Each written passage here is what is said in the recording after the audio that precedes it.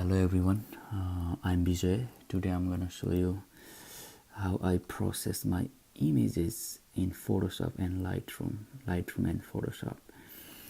I'm not gonna process whole image.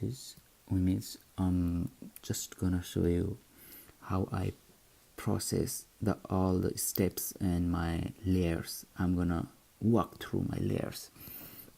So this is the original file in Lightroom, very first shot of Pashupatinath.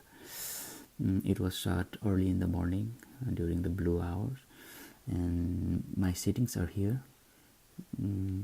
8 seconds, f14 to 20 millimeter, ISO 100, f14 because I just wanted a little bit the sun star effect on those lights. Okay, before I start, I always think what I like about this photo and what I don't like about this photo. Basically, if you shoot with raw files, the files after you import it in Lightroom, all the settings becomes default, which means you can see all the settings, highlights, shadows, everything is 0, and everything is 0, 0, 0, 0, and you have to manipulate manually. So this image is flat, there is no contrast, and second thing is there is no color. There is color, but it's not like what I saw there.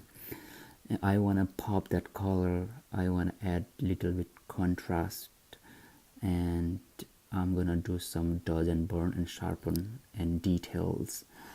Those are my steps. Okay, this is after I did after some adjustment I came up with you can see in a second. All right, this one, cropping and making this center on the center. You can see right here, and cropped like that, and it's dead center.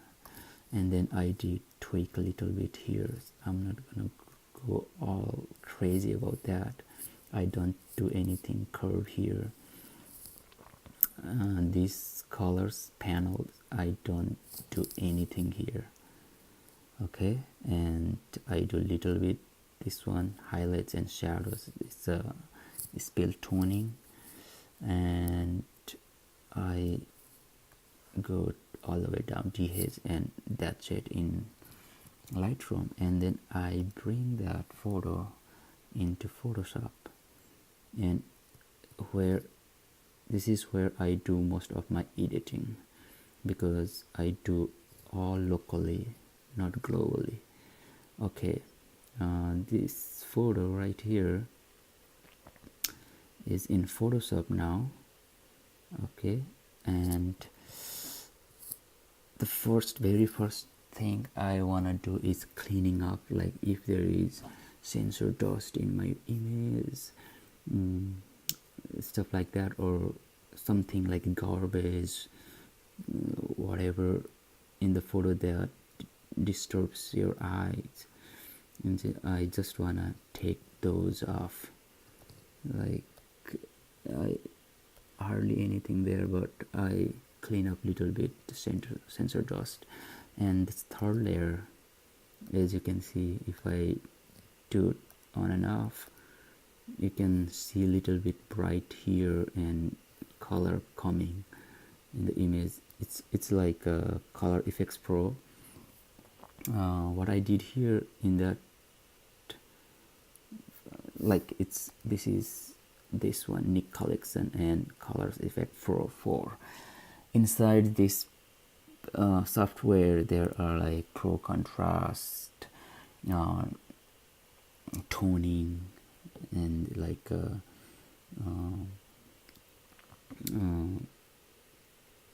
so many things there, but I just did color, not color, it's Pro Contrast, and Brilliant Warmth, which you can do cooler or warmer, things like that, and a little bit contrast. I came up with like that, from that to this. And then another layer, you can see I'm only affecting this area right here because I wanna pull the viewer's eye directly into the center first, right here. That's why, so without any distraction, I want the viewer's eye to go dead center right here. That's why I brighten little bit there, as you can see there. After that, and I use curve and added little bit more yellow tone, like a warm tone. And then this layer right here, you can see various you can see there, like it's details, all the details from basically all from shadows and mid-tone. It's called a tonal contrast. It's a tonal contrast. This is also into mix collection, inside mix collection. And then another one right here is a detail extractor. Let me show you 100%.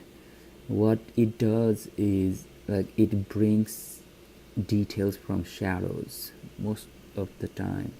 Yes, if I turn on and off, it is affecting only my shadows, not the highlights, and it brings the details from shadows. You can see right here, if you look at this pole right here, it's not affecting at all. It is affecting only shadows. Because it was affecting whole my image, what I did is I added layer mask, and then went to the image and apply image, and then invert that. I checked the invert box, because if you do that, it affects only the shadows, not the highlights, because I want the details from shadows, not from the highlights. This is that. I'm gonna decrease my opacity of 65%. That's fine. And then this is level. This is, you can see here, it's not affecting at all the image, but it is affecting my histogram right here. You can see here it's almost touching my shadows, clipping my shadows, and I just fixed my histogram. It's not about the photos right here, it's about just a histogram, fixing that. And this layer is burn layer. This is just brightening my brighter areas and this light a little bit. You can see like that. And then this one is sharpen layer. Let me go 100%, and you can see how sharp it is. On, this is off, it looks soft. If you check that and look at this sharpness, this sharpness is from Collection. It's a sharpener, output sharpener I use most of the time. If I'm doing landscape and architecture, I always use this one. If I do people, other stuff, I do high pass filter. And then this is really strong, and I decrease my opacity to 50%. And I mask the sky this because I don't need to sharpen those areas, because there is no details, it's almost nothing there. If I put whole sharpen everywhere, I'll get noise. So I mask here. If I do this, you can see those black areas are not affected, all the white areas are affected. That means like I am sharpening all those white area, not the dark areas. Yes, so not this one and not the shadows. You don't need to see sharp shadows. And then this layer is noise reduction. You hardly see. This is noise reduction. And then let me zoom out.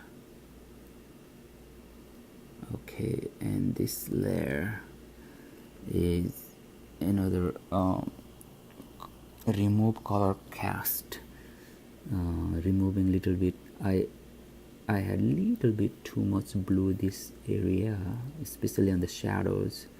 You can see like that, and then I added little bit warmer tone there. That, yeah, and that's it. This is the final one. If you wanna see from Lightroom, I got this from Lightroom, and Photoshop I did this much thing. As you can see details in this cloud and all these architectures, light, shadows everywhere, like that. It's flat, and this is the final. Even like if you go here, reset this, and this is the original, the first image, I mean raw image, and this one right here in Photoshop is the final one. Okay, this is it. I will make a depth tutorial next time when I have time. Thanks for watching.